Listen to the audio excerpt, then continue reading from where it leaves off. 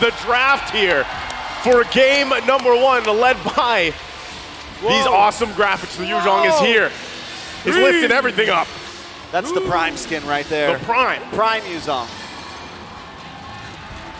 There we go. Once again, we'll see where things fall into place here, what the draft leaves for us as these coaches, the minds once again behind these teams. Ban's already out, so we're taking out the Fanny, the Joy, the Nolan. That's not going to come into play. The Bruno, the Lilia, and also the Guinevere. First pick for Blacklist International. What are we feeling? Bruno's taken out. Yeah, now Matilda's open, but nope, we mentioned it earlier, it's going to be the Angela, so GEEK fam are open to pick up the Matilda. We have seen before a very poisonous third pick Esmeralda earlier in M5, not from these two teams, I just can't recall exactly the teams fighting then, but you have to watch out maybe if ever there's going to be a lot of shields on the side of Blacklist International that Esmeralda can take, but so far, revisiting again the priorities of the banning, Blacklist are taking away those assassins for Nile. We know how talented that young man is with those assassins, so he might be forced into the jungler fighter tanks that we've seen lately.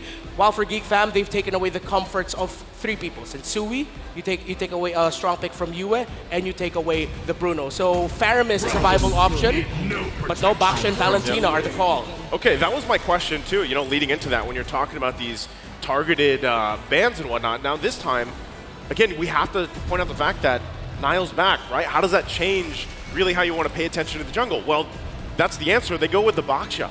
So they picked that up. Does this mean utility versus utility even for Sensui? Someone who has really shined over the past, you know, seasons, years, and everything that he's been playing.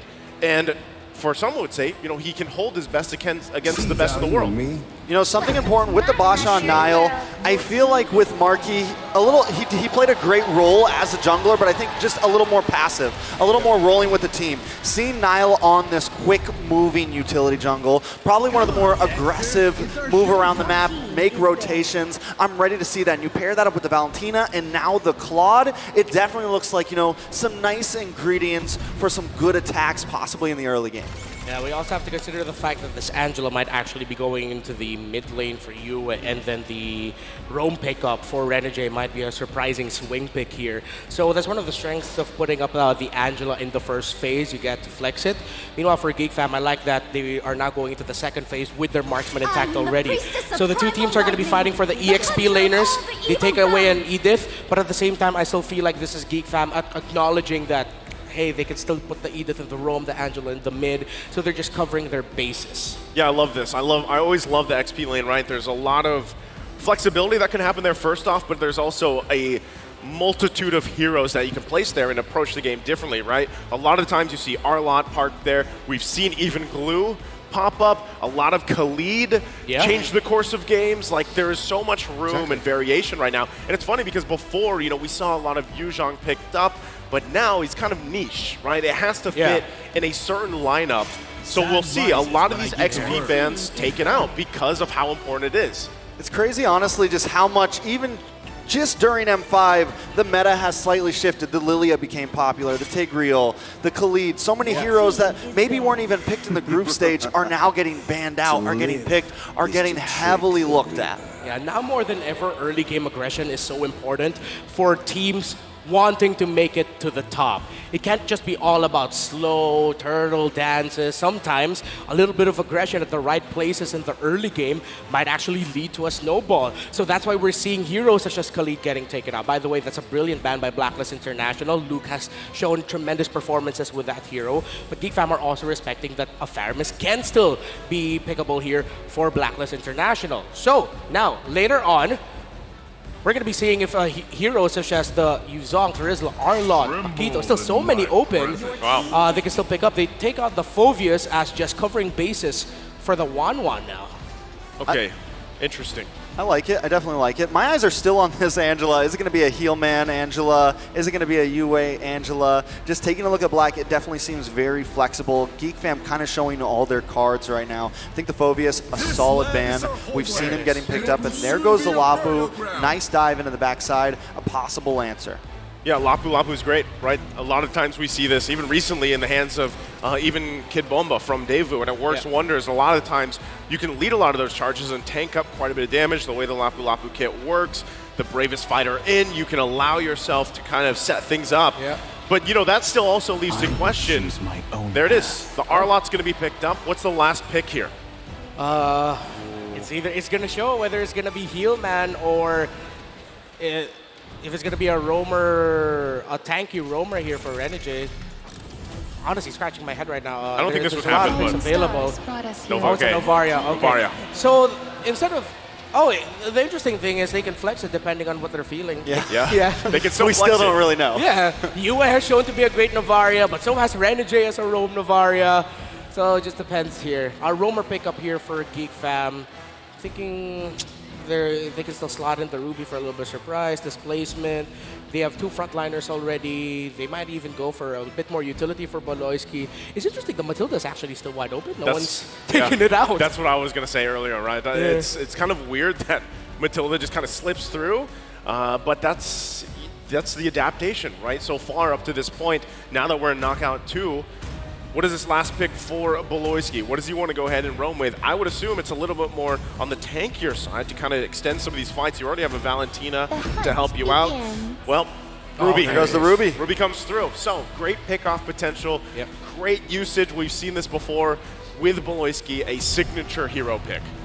It's definitely going to be the only thing about the Ruby is Novaria is going to be troubles. Even the Wanwan's going to be hard to catch. A lot of those things are going to be down to Luke here to be able to dive into the backside. You know, the jobs are definitely going to get divided here between the team. True. Maybe it's just not because I'm the best Arlot player in the world. I'm okay with it. But when I see a Ruby in the other team and I'm an Arlot, I'm so worried. Because one quick little second skill from the Ruby will just completely break my tempo. And if it comes alongside a pull as well, then me, Arlot, being annoying, dashing around, going everywhere, I'm not going to be able to do that. But then at the same time, the way Geek Fam play with this Ruby, they just have an understanding to it that is unparalleled. Man, as we get loaded up here, I think we're still going to take a look possibly at the comparisons of these drafts, but you got to admire that right there. As once again, both teams kind of getting situating. You can see the lineups one more time across from it. But hey, it sounds like we're going to be jumping right into the game. And it starts off here, game number 1 in the best of 5, knockouts 2 between Geek Fam from Indonesia and Blacklist International from the Philippines. Who starts off on the right foot?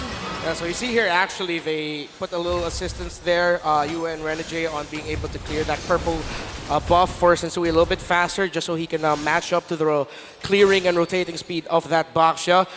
I'm going to be interested to see who's going to be a little bit more heavier to commit into that Little Wander, and the Blacklist are going to commit their second or third turtle signature lane switch. I'm already thinking a little bit ahead, but that's something the Blacklist International does for the early game. That's part of their play style.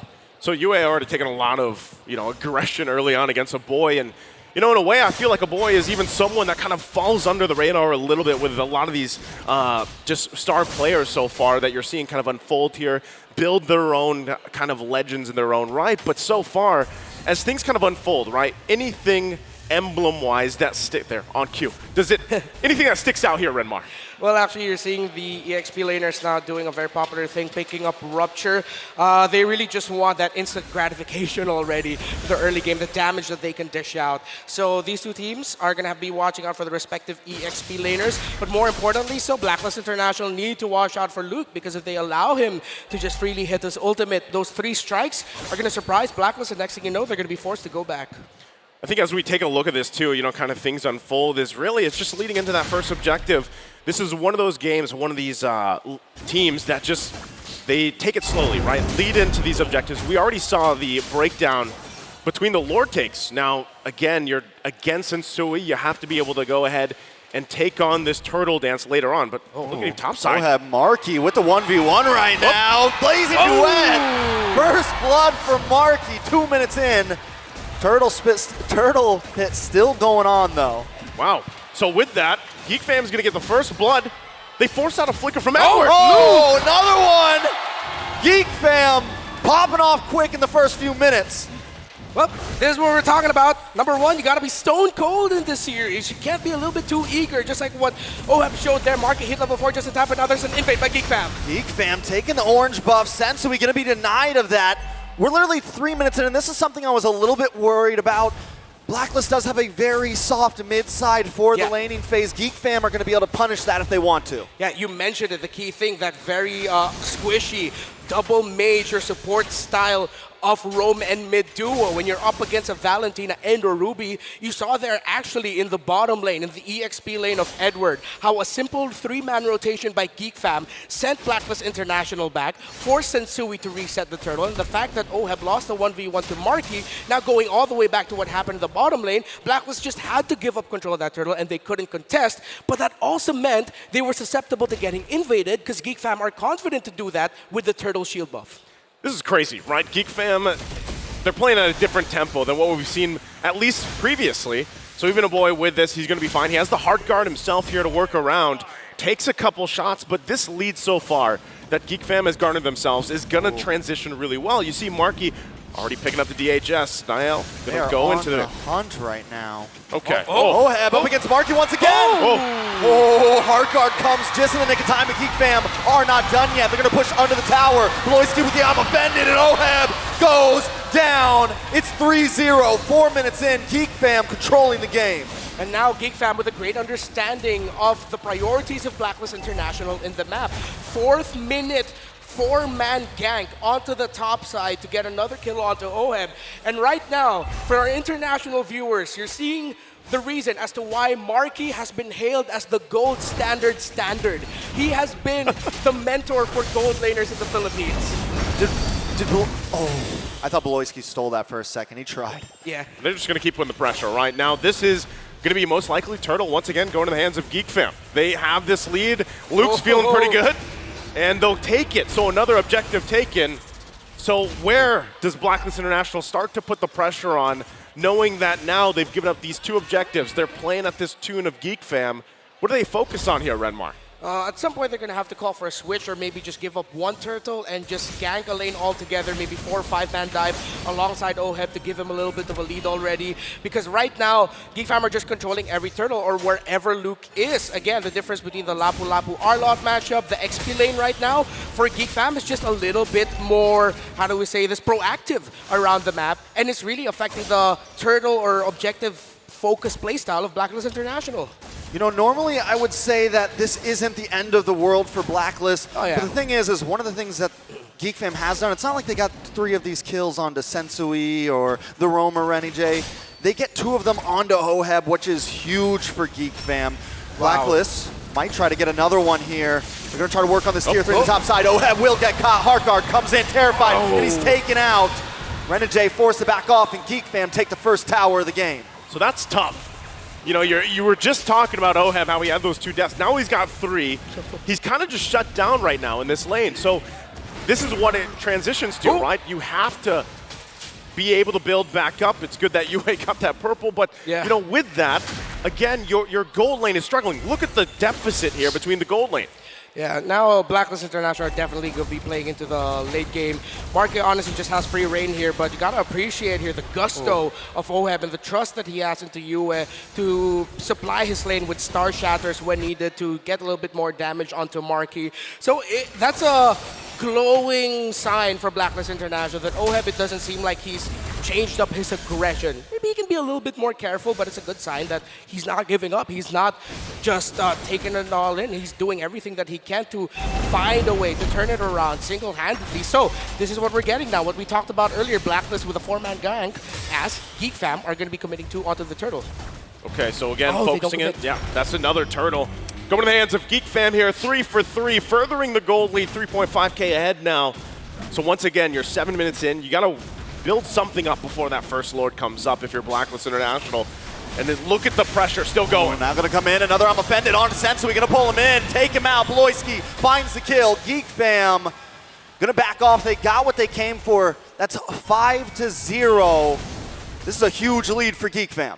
I think this is now a sign for Blacklist International that especially when you're up against GEEK fam and Bloisky has one of his comfort picks and you're playing a heal or support type roamer, a squishy roam mid duo, it's gonna be difficult. And add to that the fact that the Arlot versus Lapu-Lapu right now, Luke just has Edward in check. It's no surprise that GEEK fam, with their systematic aggression, has just taken control of this game right now. They're moving like the Ford assembly line. Henry Ford himself would be proud of the efficiency of GEEK Fam right now. Very efficient, right? I mean, that's the other thing is you have to, we're building it up into it. They talked about this a lot in the panel leading into this matchup. It's going to be a different GEEK Fam, at least from what we've seen for the previous games so far, back in Knockout 1 even. And so far, it looks like they've just refined the playstyle. Again, they have a huge lead right now against Blacklist International.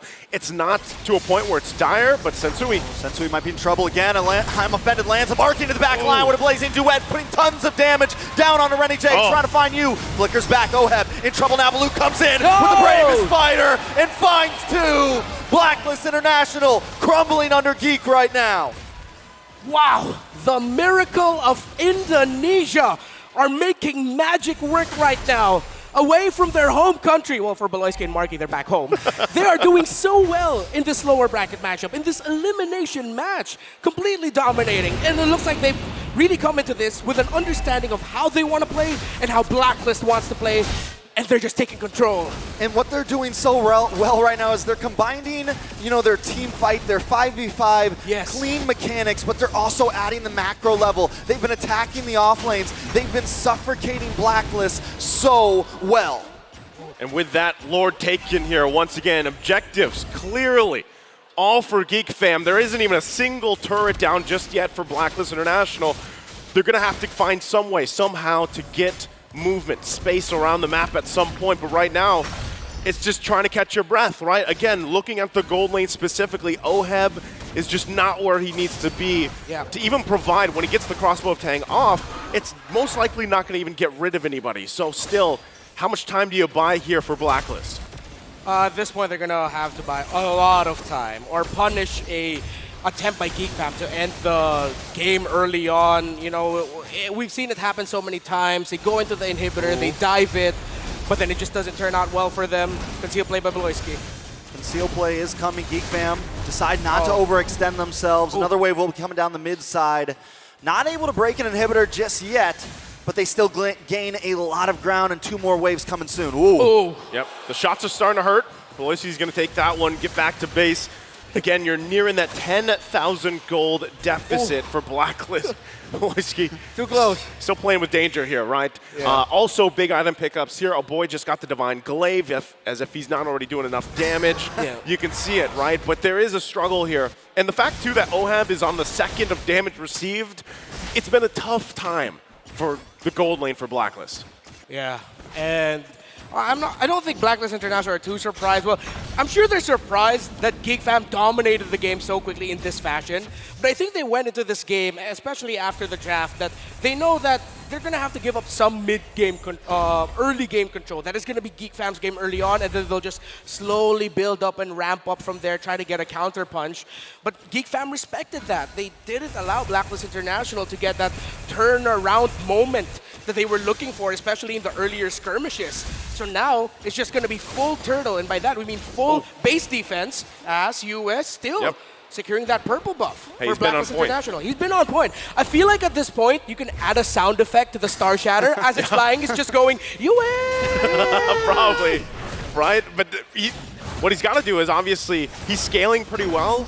And as the game goes on, let's just say 5-8 minutes from now, if this is still going on, then some of that poke potential from UA is actually going to play a course in a lot of these team fights leading on, right? But right now, it's just, like I said, 10,000 gold deficit. There's the Wind of Nature being picked up. Is that the sign now, Renmar, where, okay, we can at least take a little bit of shot here to actually fight, to contest? We have a Heart Guard as well. It's 28K to 38K and about to get there. I think even with the Wind of Nature, this will be a bit too risky. So at this point, Blacklist International counterplay looks good, I mean, honestly, I feel like the only member that's honestly a saving grace is UA. He's the only one that has gone deathless so far. He's been able to farm. He's been able to use the range of that meteor to farm purple buffs, to farm some waves here and there when the rest of the team can't. GEEK Fam should be able to get this Lord uncontested. Blacklist deciding to go for the upper lane, deciding to macro a little bit, and then turtle back up. Yeah, again, they got to get some space to work around, right? Even if it's just one turret at a time, that's really where they want to focus. And as they kind of get situated here, they're going to have to defend now. Once again, second Lord of the game. high ground defense-wise, you can expect that GEEK Fam has the tools they need and the lead they need to actually force a fight, even if Blacklist doesn't want to. Yeah, this is what we call throwing bodies. Yep. Like, GEEK Fam can literally just throw bodies and try to end it here. They still have to be careful, but it looks so easy for them. Speaking of throwing bodies, a big I'm offended locks on Oheb, the hard guard. Able to maybe save him. He's backing up, he's fighting. He's trying to get away. They're chasing him down, but he's still able to pull it off. Oheb, a boy, flickers back in. Oheb over to safety. The Lord is coming into the base. GEEK decide to switch lanes as Nile keep 2 members distracted. Who's just gonna keep home? He's gonna let Oheb go back, but this might be the end for Renegade. The Lord is gonna crash in. GEEK Fam ready to break through. Luke looking for that big hit onto the backside. Someone go away. BLCK goes down. Sensui able to find him. Marky gonna chip away at the mid inhibitor. GEEK Fam still backing off. They were able to take 2 towers down, still holding a large gold lead. It ain't over till it's over. It doesn't look good for Blacklist International, but you gotta admit, what Oheb and Renegade did there may have saved the sequence for Blacklist International, buying enough time, making sure that Nile wouldn't be there, and that meant BLCK had to be the main front line for GEEK Fam in that scenario, and he falls in a Blacklist. Can they find a window to somehow break a turret, to find a few more resources to turn the game around, or is GEEK Fam still going to continue applying the chokehold? Still a strong chokehold, right? 12,000 ahead. And once again, Blacklist International has no space to move around with. They don't even have a turret at this point, but if they can still survive some of these fights, punish a mistake, they could possibly at least get a body or 2, but look at how much GEEK Fam wants. Dive, Bravest Fighter lands on a Sensui. The stun connects and Sensui goes down. GEEK Fam, don't come out just yet. This is still our jungle, but a boy gonna get caught off, forcing a winner. Grunchi on Marky getting free shots. The Terrified and Edward taken out. 2 members of Blacklist fall. GEEK Fam still inside of the base. A wave of minions closing in on the top side. Oheb maybe gonna get a hard guard here. Marky gets a hard guard for himself. He's gonna lock onto the base, and GEEK Fam against the odds take game number 1. A very strong showing here for GEEK Fam as they come out refined and ready to go against the home crowd, Blacklist International. They start off the series hot, stone cold. Our GEEK Fam, if the Filipino fans of Blacklist thought this would be a walk in the park, GEEK Fam had other plans today. What a run. What a run. What a run. This is game number 1 in GEEK Fam. I mean, we thought they could win, but like that, 12K gold lead at the end, and you guys talked about throwing bodies. They were literally able to do that. It didn't matter if one of them went down. With such a lead, they could just lock onto the base. A beautiful heart guard there to make sure Marky could just unload. It's weird because, a lot of people were contemplating, again, the change roster-wise, right? How is it going to look?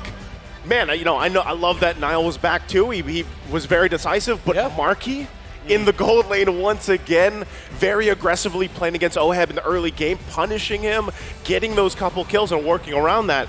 That's really where that momentum started. We talked about Blacklist International being the snowball-centric team.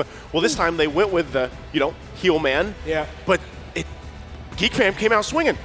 Yeah, this feels like a big wake-up call, especially for Blacklist International, that GEEK Fam are prepared to do this. So this is how they want to play. Proactive EXP lane. A gold lane matchup where Marky can just be aggressive, just on his own. Not a lot of help, and then actually getting solo kills onto Oheb, even with a hard guard already on him. So now Blacklist International need to adjust their playstyle here and say, we can't just be defensive and passive. We got to be aggressive. Well, again, to break down this game number 1 that was heavily in favor of GEEK Fam further, let's go ahead and throw it to our panelists. Mirko, Leo, take it away.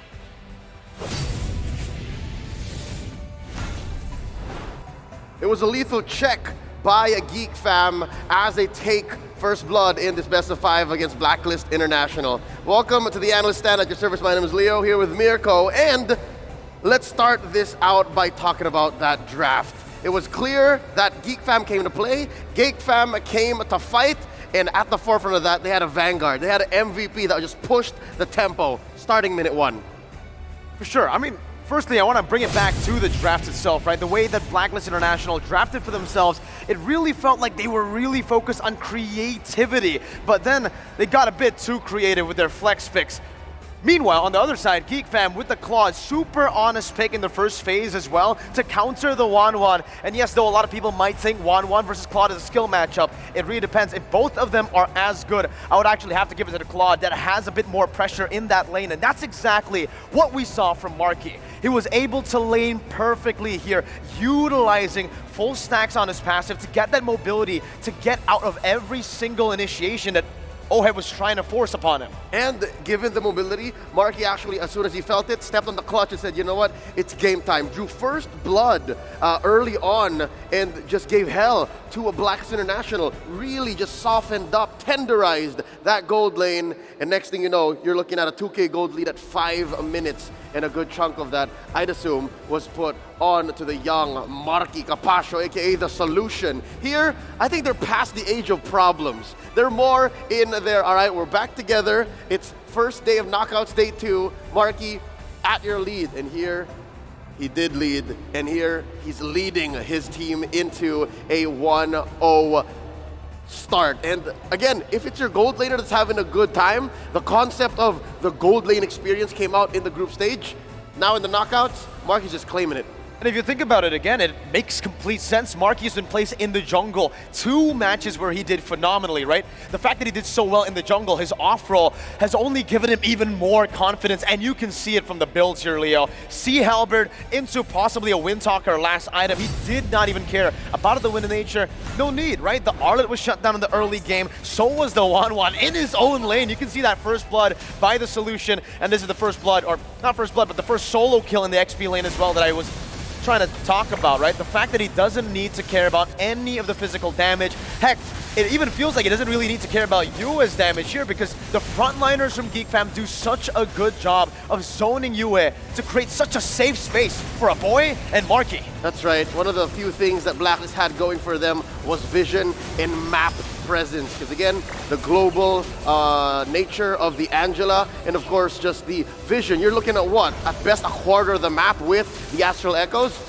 Meant nothing to GEEK fam because again, they were so forward, they were so fast, and they knew that they could close this gap. As mentioned by our casters, the early game belongs to GEEK fam. But what if they played so fast and played just so in your face that they made it feel like everything was the early game and they ended up pretty quick. Again, sub 15 minutes, this was just overloading GEEK fam on the play this time around, not even giving Blacklist any room to breathe. And I love what Reptar said in the game there. He said systematic aggression. I really like that. It's systematic, but it's just GEEK fam playing with the tempo, right? When Blacklist International are so used to going up against systematic teams, you need to shift that tempo up a little bit through, obviously, solo kills that definitely help, but also how active they are on the map. In a lot of